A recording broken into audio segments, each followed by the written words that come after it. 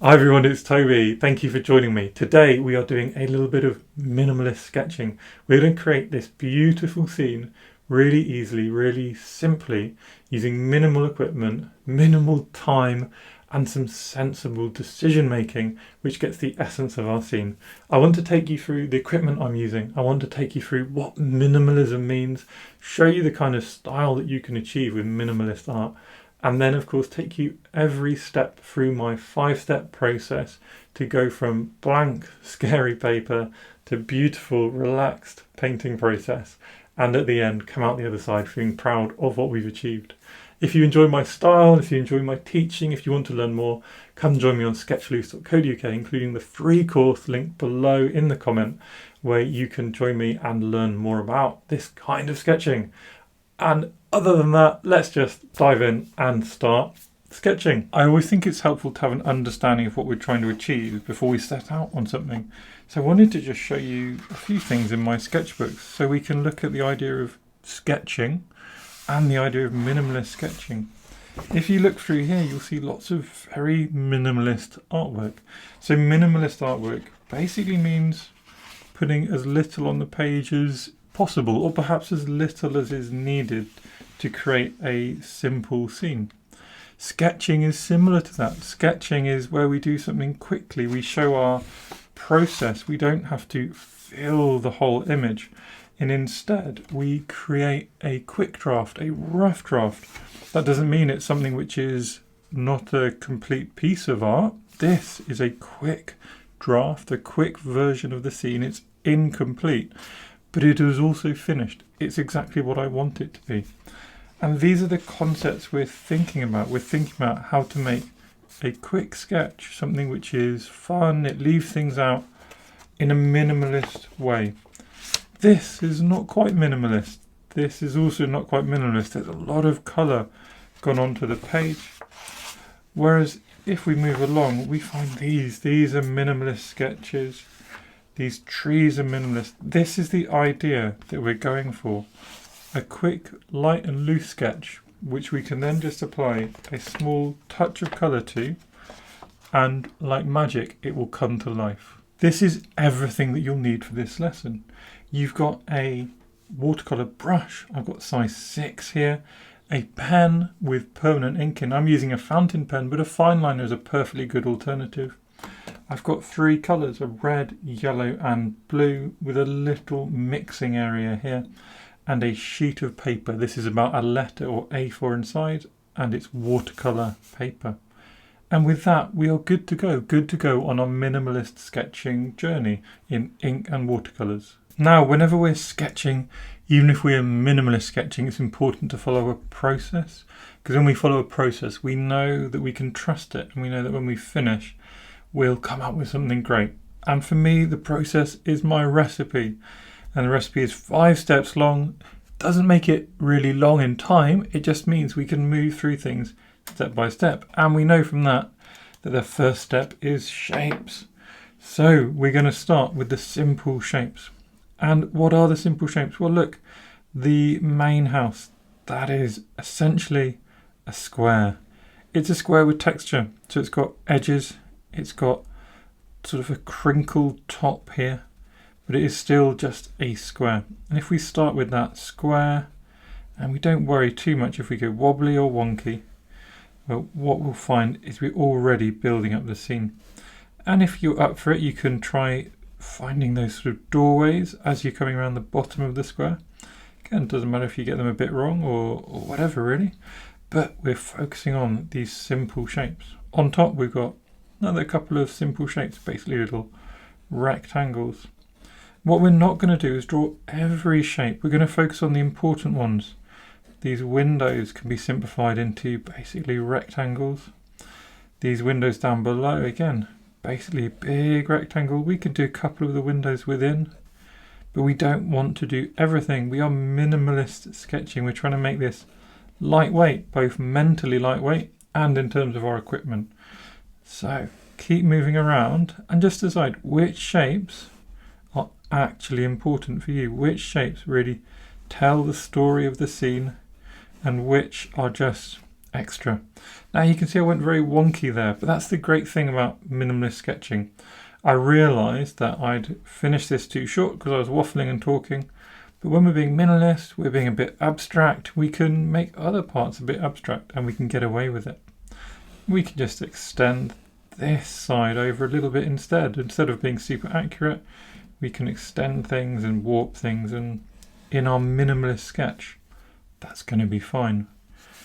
Now let's have a look at what we want to include off the edges. Again, if we're being minimalist, it's about focusing your energy. So yes, we have lots of shapes going on over here, which are actually important to tell the story of this scene. And I'd argue not a huge number of them, just a couple to show that we've got like something else going on over here. This little tree bush could be fun to have in. Again, minimalist. Instead of lots of leaves, it's just a nice simple circle. And we can pop it in a plant pot just to make life easier as well. Off to the other side, we've got this slightly more complicated shop front. But you know what? In the world of minimalism, we simplify it into simple, easy shapes. We ignore the little, what are you going to call this little canopy coming out the top. And we focus down on those simple shapes, couple of windows, and we're almost there, almost done. Get this curb in, again, nice and loose. Don't try and overdo it, don't try and be too clever with it. Just simple shape-based sketching. And we can add in a few little marks on the pavement, which allow us to just show the perspective. When I talk about perspective, I mean this line that swings round, becomes straight when we're looking straight on, then swings over and becomes angled this way as we go off to the left. And that's really all we need to do. And in our first step, what we're focusing on to make our minimalism work is the clean, simple lines and simple shapes. And that means we can move quickly on to our colour. So with our colours, we've just got our 3 colours, primary colours. And we're going to focus again on using them in a minimalist manner. So using my red, I'm going to focus first on this obvious, lovely pink. And pink, of course, is basically just a very light red, isn't it? So we just take loads of water and we actually have a pretty good colour match straight away with that light red. We can let that blend and curl down. In minimalist sketching, lots of negative space is a really good idea. But in sort of not leaving it bland and boring, we can sort of half fill that negative space with abstract swirls, splashes, with just letting the colours run down our page. And that way we're not overcomplicating things, but we are allowing the colours to tell the story. We could also vary things a bit. So with this red, mix in a tiny bit of yellow and we can get a slightly more orangey red. And we can just keep changing that. And again, we just end up in this stage of light colours with a slightly more interesting varied wash. Alongside that, the other shop front, which I think is important to get a bit of colour into, is a sort of more murky colour. So how do we get a murky colour out of primaries? Well, we basically mix them all together. So if we go for some blue and red to start with, we should end up with a sort of deeper purple. And we'll start with that. A little bit more blue on the page to keep that variation. But then, again, if we add some yellow, what we should end up with is gradually a more and more neutral colour. So we can just mix our primaries together and keep playing with it until we're happy that we've ended up where we wanted to be. And it's going to take me a little bit of time. Apparently I'm not doing a great job today with that, but I think we're there. Just looking at this colour, it looks like we've got towards our lovely neutral. And within that neutral, I'm going to just pop little splashes of colour. Some blue here, a bit of yellow here, something which just makes it stand out and pop out a little bit more. And then maybe a little bit more blue into that neutral mix. Bring it sort of towards a more deep indigo type feel. And there we go.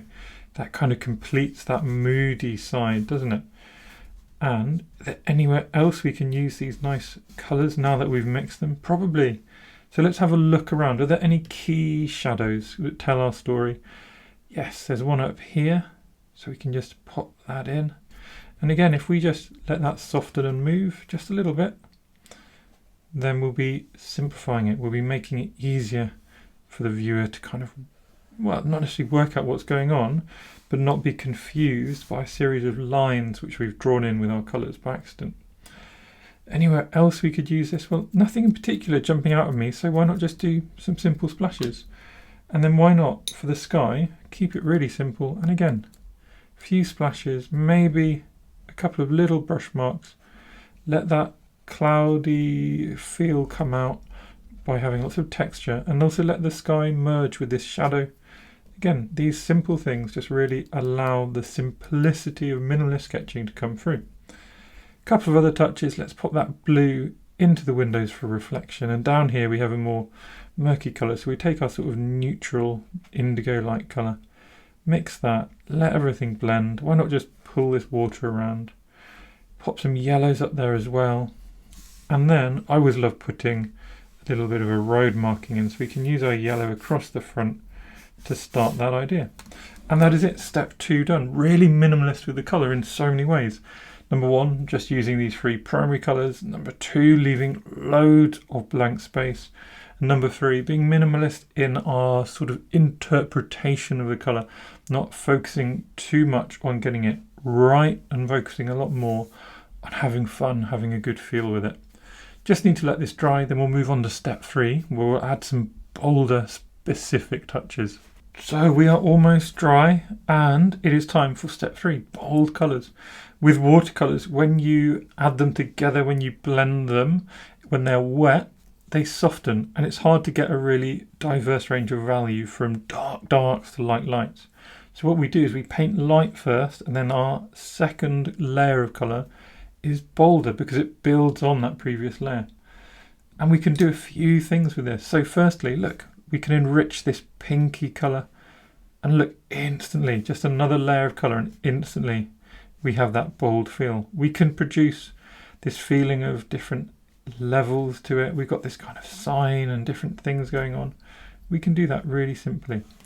Remember, this is minimalism though, so what we don't want to do is go through this sketch and add hard lines and challenges for a vision everywhere. We just want to pick out key areas. This sign, for example, are key areas to me. Up here, this shadow is probably key to the shape of the building. We could just spread our red a little bit wider, and we could pop a touch in these chimneys. For me, that's a key and simple touch which we can do. And maybe a couple of these windows, just get little touches, real just dabs of slightly bolder, more intense colour. Something extra for the vision. And lastly, and I said this would be quick, really simple, just a little dab again of this lovely yellow line across the front, suggesting a little traffic line, if you like, little traffic line. What am I talking about? A little road line. And now we let it dry again, and we will come back in with our pen in 5 minutes and start re-getting some of those clean lines and simplifying our scene a bit more.